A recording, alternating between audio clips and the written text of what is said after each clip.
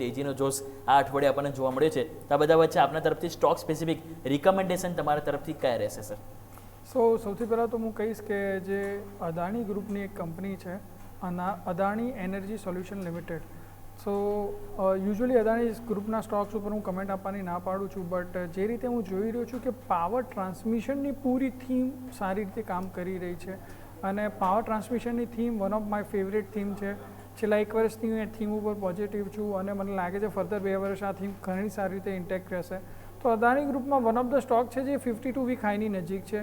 જો તમે EMA 2050નું positive crossover જો તમે જુઓ તો રિસન્ટ જ્યારે અદાણીના ન્યૂઝ આવ્યા ત્યારે 2 દિવસ પહેલાં બુધવારે આઈ થિંક થઈ ગયું હતું 8 એપ્રિલે, અને એના બાદ સ્ટોકમાં આજે પણ ઘણી સારી મોટી મોમેન્ટમ આવી છે. તો મને એવું લાગે છે આ ફરીથી ફર્ધર કેરી ઓન થશે. આજે અત્યારે 1150 આજુબાજુ સ્ટોક ટ્રેડ કરી રહ્યો છે. આ જ પ્રાઇસમાં બાય કરવાનું રેકમેન્ડેશન રહેશે. નીચેમાં તમારો સ્ટોપ લોસ 1075નો રહેશે. ઉપરમાં તમારા ટાર્ગેટ 1300 રૂપિયાથી 1400 રૂપિયા આવનારા 1 થી 2 મહિનામાં આવી શકે છે.